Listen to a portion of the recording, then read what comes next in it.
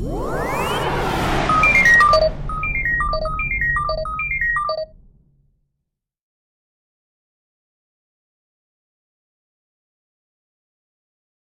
guys, meet to everybody. It's MicheleMarieDalene, North American Snow Queen.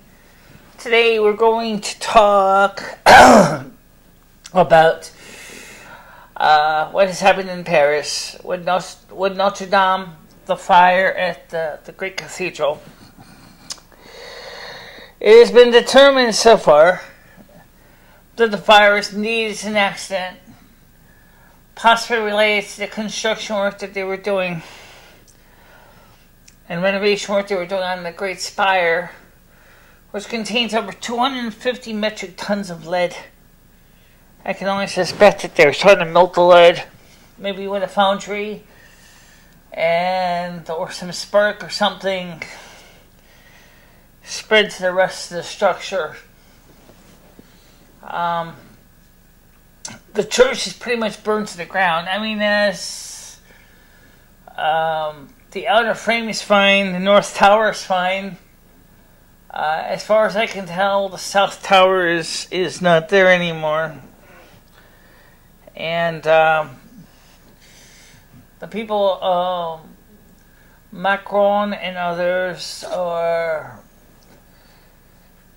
saying that they want to rebuild the church, and they're planning to do an international fundraising to achieve the necessary funds to rebuild Notre Dame in its original glory. Some of the statues that were there were already moved out of harm's way even before the fire, so the copper statues are still sitting in storage somewhere. Now, some people thought originally that this could have been arson. However, the police of Paris have said, along with the fire marshal, that no, they suspect it was an accident caused by something happening on the renovation work, and they don't see it as a deliberate act of arson at this point. So that's good. The church had been standing on that one location for 850 years. 850 years. It's kind of amazing to think about when you really realize that in 850 years, Notre Dame had been there and been a focal point of the city of Paris, and a little island surrounded by the Seine River in France, and it is pretty much it's going to take a lot of time and effort to restore it. Now, I'm sure that the Heritage Foundation is going to insist, in order to keep its UNESCO status, it's going to have to be preserved and restored to its original methods of construction. I don't know how easy that's going to be. Obviously, as you can guess, the stained glass which had leaded glass, is obviously the lead has melted because of its little melting points. All the stained glass windows are no more at this point. Oh, I mean, the chips of glass may still be around on the site, but lead has a low melting point, so I have a hunch that glass is now long gone. Now, one other thing too is that the Cardinal of New York City, of course, decided to spend some time in St. Patrick's Cathedral in New York to pray for the people of Perry for the damage and the loss of Notre Dame. So it's going to be a big thing for a while for the Catholic Church to rebuild. It's something to think about. How long we think things will last forever, and then something as simple as a foundry accident or whatever it was that started the fire can destroy a major architectural wonder. One of the things about Notre Dame most people don't realize is it uses a flying buttress. And the reason they use a flying buttress is so that they didn't have to have too many columns on the inside of the great church, because of its sheer size, and it's one of the larger stone structures of its type. The flying buttress was a major step to make sure that the church would be able to support the weight of the roof on top of all those blocks of granite that supported it.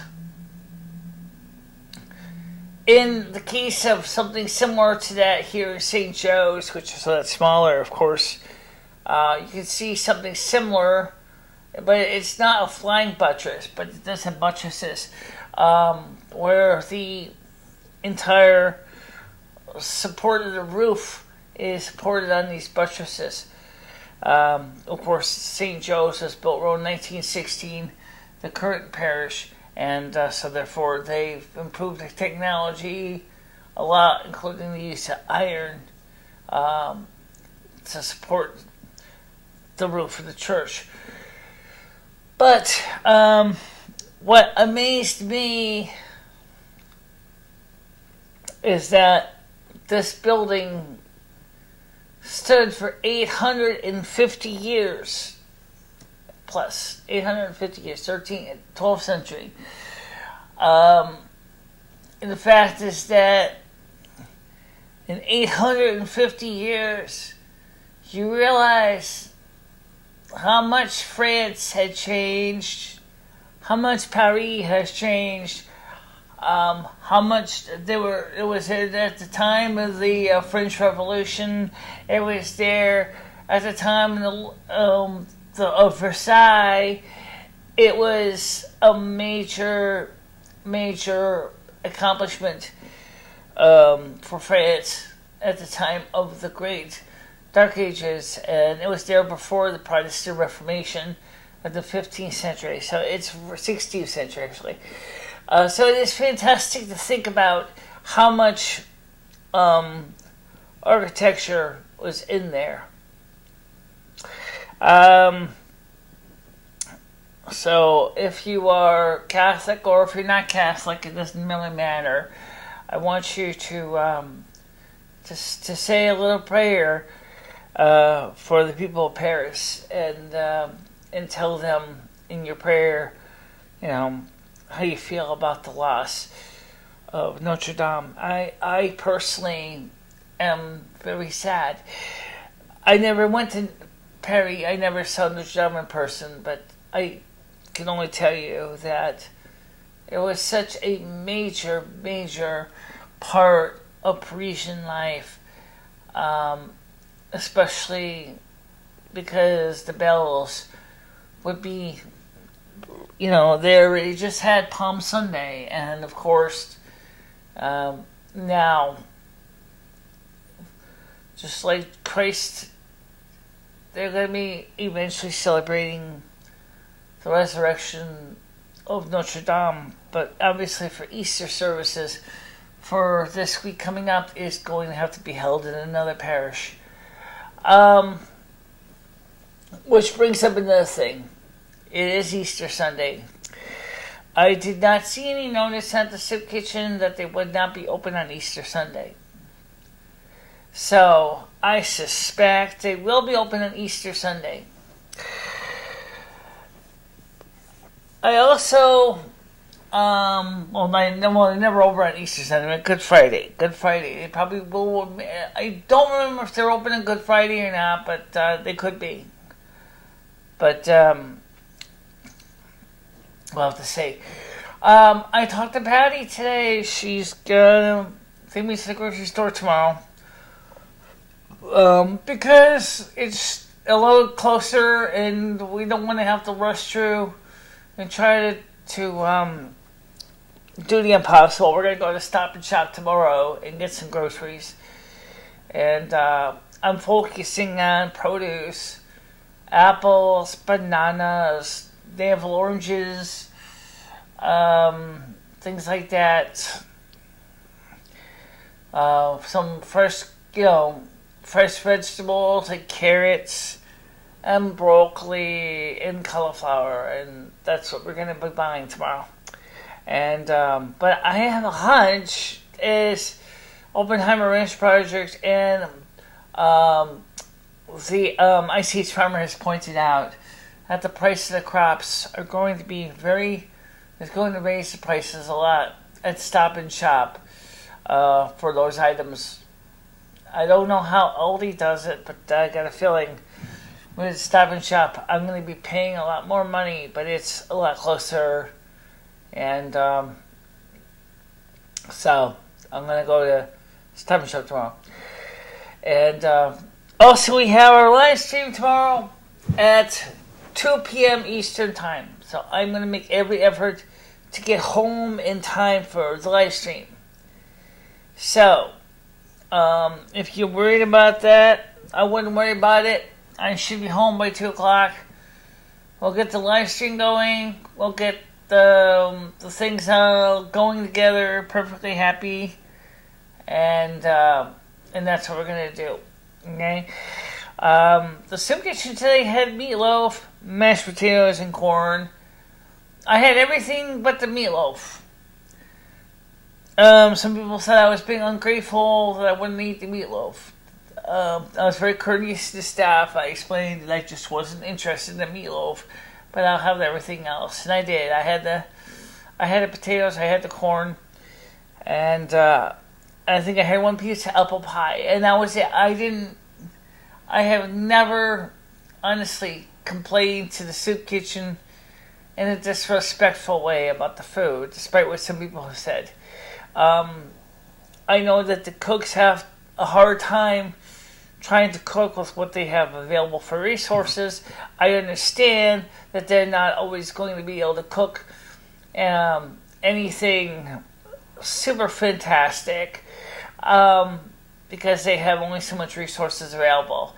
And I never had been disrespectful to the staff. I help out the soup kitchen.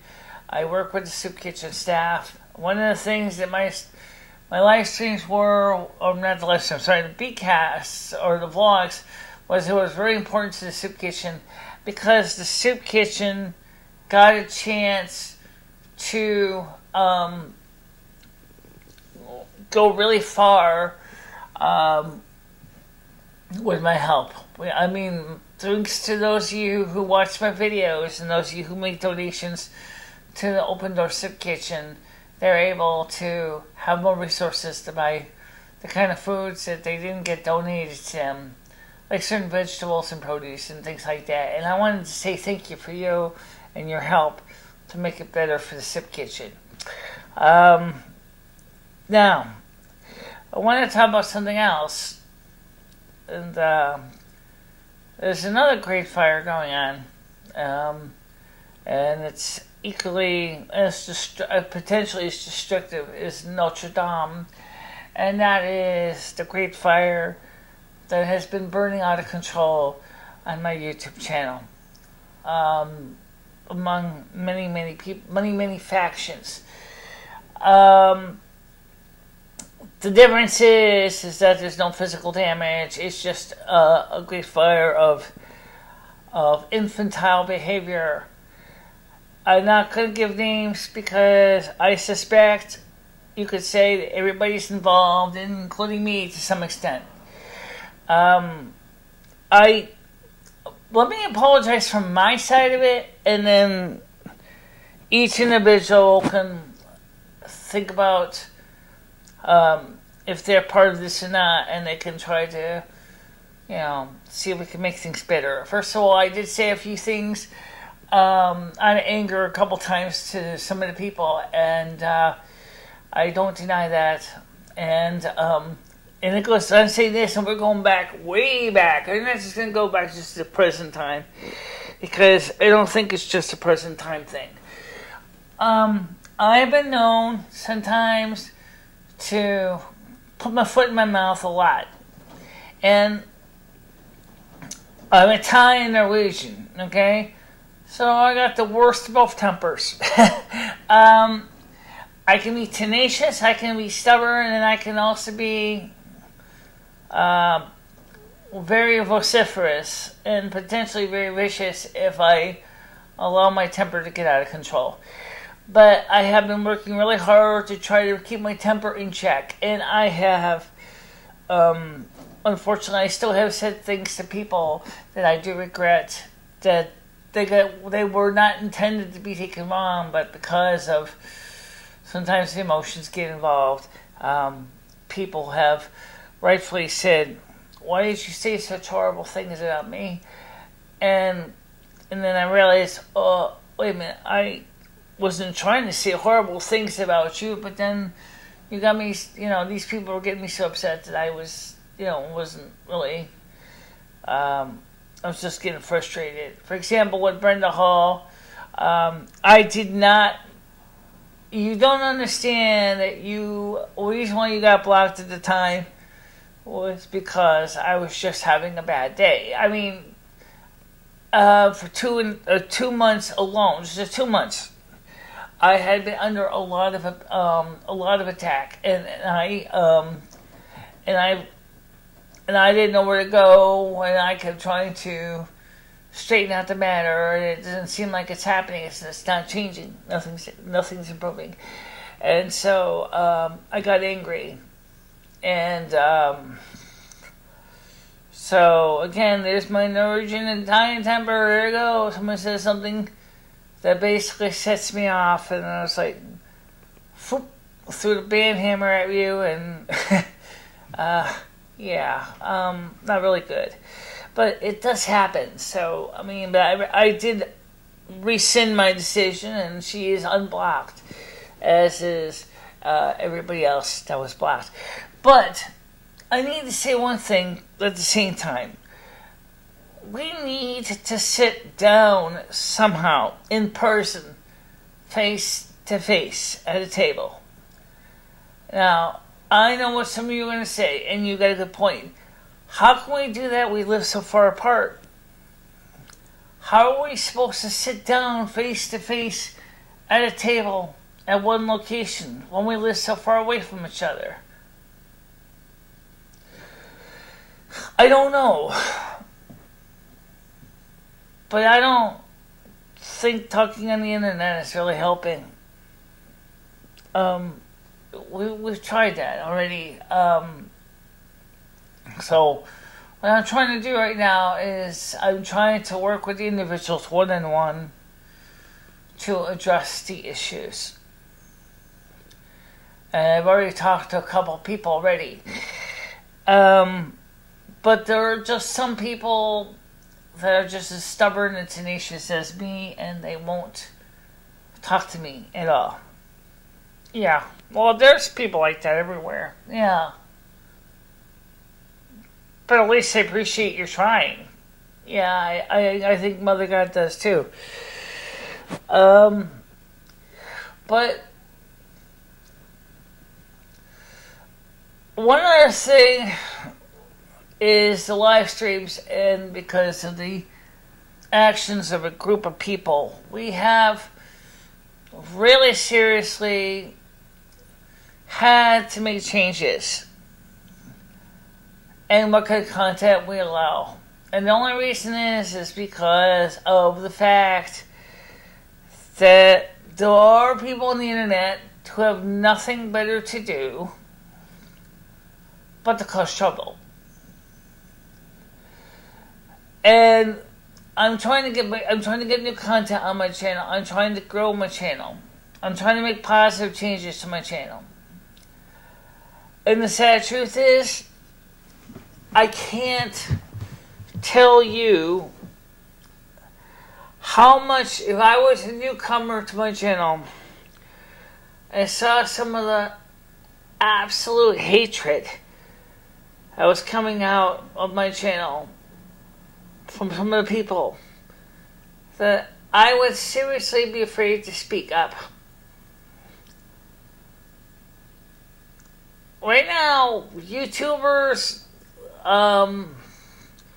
have been living mostly off of controversy to grow their user bases.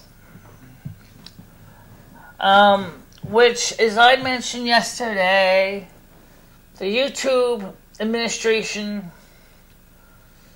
is totally up in arms over this. But I have to admit, some of this is their own damn fault. Okay? I mentioned about the YouTube Partner Program changes. However, at the same time, the reduction of requirements to be able to do live streaming, the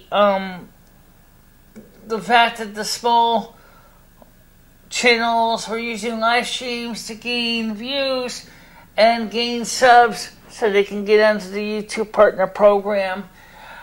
And the fact is that YouTube, as I said, was partly to blame for their changes. Okay? First of all, for channels that were already grandparented, grandfathered, grandmothered, you should have left them alone. Because they already had earned their subs. They already had earned their status, especially if they had been around since the beginning of the YPP. I was one of them. There's no reason why you should basically kick us to the curb. Second of all, YouTube, if you really seriously want to make money, and yet you don't think we're worth your AdSense revenue, then go ahead and charge us a monthly fee to live stream. You need to make money to pay for the equipment upgrades, and your own people in the programming department know this, is that you guys need to make a profit. If you are not going to let the small fries have access to YPP tools because you think they're too small and the coffee money they would get every month is not a big deal to you, then you should go ahead and say, especially for anything above 480p, and say, okay, you want HD, you're going to pay extra for it. You want Super Chat, you can buy extra, you can buy it. You want to buy into the YouTube Partner Program? Sure, we'll say the YouTube Partner Program. If you have more than 1,000 subs, you can be a free member. So which means once they get 1,000 subs, they can go ahead and either convert that remaining subscription into something else, maybe some other perk, or maybe upgrade to YouTube Red if they want to watch content, or you can part of their refund towards their AdSense account so they can actually go ahead and get the money if it's less than $100 sooner. And this has to be something that would make sense to me because YouTube is a business. Okay? They are not doing this for fun. They're doing it to make a living, just like any other businesses. But the problem is YouTube kept giving away everything, saying, we're going to give you free this, free that, and, oh well, screw you, if you don't meet a minimum requirements, we'll make it up from those who sign up for the YouTube Premium to watch your services. Well, that's fine, except the only thing is, YouTube, is it's not the YouTube consumer that is using up all your bandwidth, streaming to the small group of 250 people. It is the small little mom and pop streaming person that basically is trying to increase the viewership and the subs so that they can get onto the YouTube Partner Program. So what you've done is you've made the perfect storm that is going to make YouTube burn down like Notre Dame. Think about it. You actually are saying is, oh, okay, we'll give you the whole house for free. All you have to do is meet the minimum, blah, blah, blah, blah, blah, blah, blah. Well, at the same time, you're losing money because you're expecting all the top tier entertainment channels to basically bring you in enough AdSense revenue to help pay for all the servers and network equipment to keep your network going. When you know that there's more of the people less than 1,000 sub club, and those people should be the ones who should be offsetting the operating costs. Now, I know some of you people are going to go is, that's bullshit. No, it's not bullshit. Because these are the less than 1,000 subs that want to stream from home for 16, 20 hours a day. You guys, seriously, you guys are the ones that they're losing money on. And there's more of us, yes, U.S., me and you.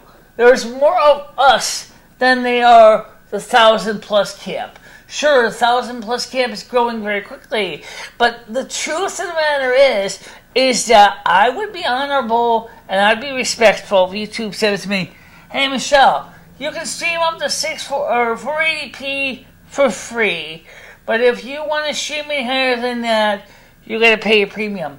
I'd probably say fine. I don't even stream. Very rarely do I ever do go above 480p. I barely even do 640 by 360. Okay? That's a big difference here. When you're just barely doing 640 by 360, it's not a big problem. If they say, well, if you want to do, say, you want to go ahead and stream at 720p from your cell phone, that'll be $5.95 a month.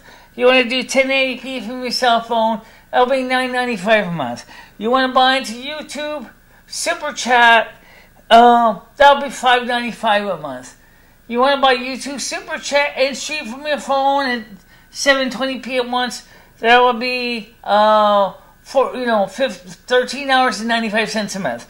You want to stream in 1080p, that's $19.95 a month, or $12.95 a month.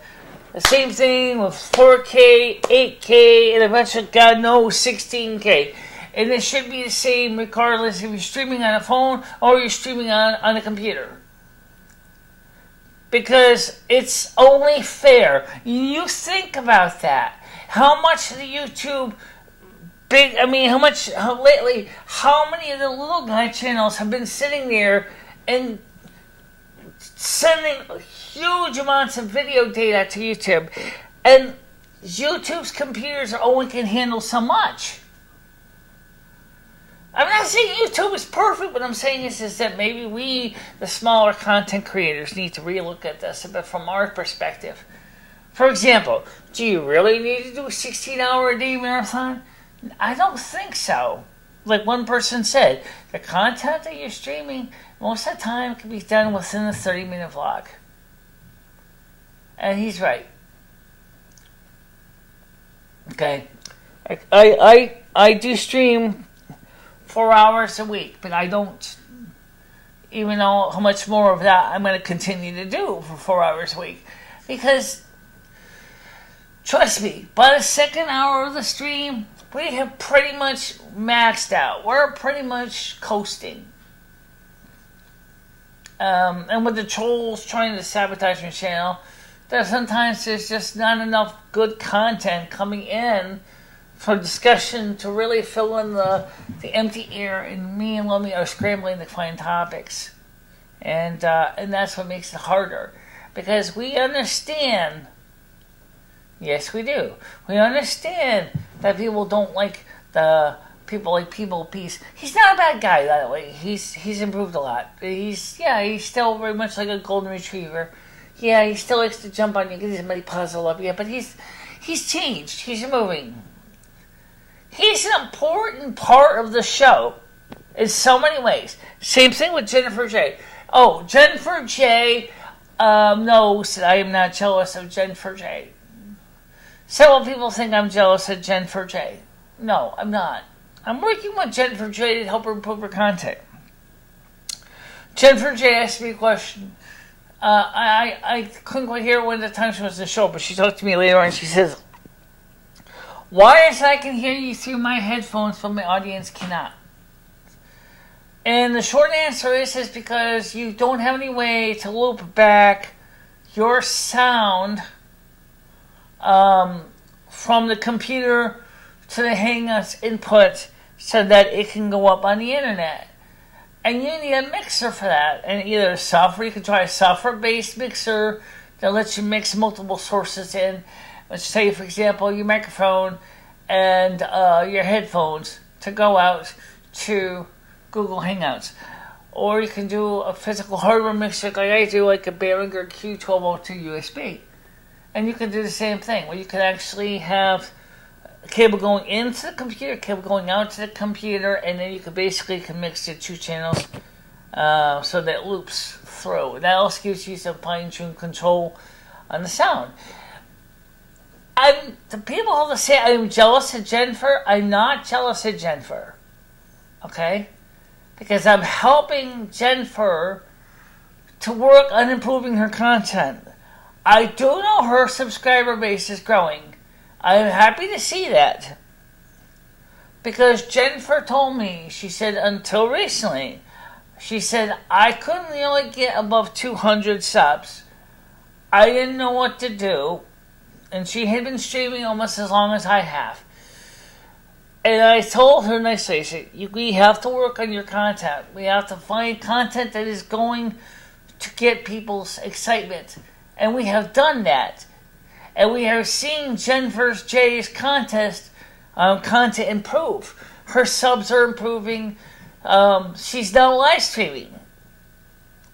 And I appreciate the fact is that I'm seeing a person, go, quite an improvement from where they were. And it makes me feel good to know that she's now able to, get her subscriber base up. Likewise, I still have to get my subs up too. But the sad truth is that the reason why we had to put such harsh controls on the comments and other things is because of the horrible things that were driving away potentially good people. I really wish we didn't have to do that, but you know what? It is what it is. You can't help it. So the most important thing I'm trying to say is that I love doing my show and I love sharing my content with everybody.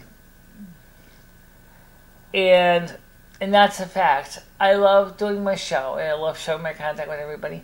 Not a problem there. Absolutely not a problem there. But for now, let's talk about the weather real quick because this is really weird. This morning it was pretty mild outside of Rowan's soup kitchen, and it was sunny. I got up a little late, and I went to the soup kitchen. I had lunch. I came out, and it was starting to rain. I came home. It was extremely overcast, really, really dark. And then as the rain kind of faded out, the wind came pick up. All of a sudden, the temperatures outside dropped like a rock. The temperature right now outside with the wind is like a 4 degrees Celsius right now. I had to close windows and turn the heat back on. And it's windy out there too. So the weather is a mess. The damage to the vineyards of France is wine growing areas has been extreme recently. They're using smudge pots to produce warmth to keep from losing all the grapes and the vines. Really, really serious. But, it definitely is an issue to remember. But anyway, so I'll see you tomorrow at 2 o'clock Eastern Time, 11 a.m. Pacific Time, around 2 a.m. Sydney, Melbourne Time, and of course, lastly but never the least, I'll see you at 7 o'clock at night, UK time. So, for now, I want you to have a nice night, stay out of trouble, and I'll see you tomorrow. Keep your nipples in the ice. Bye-bye, guys.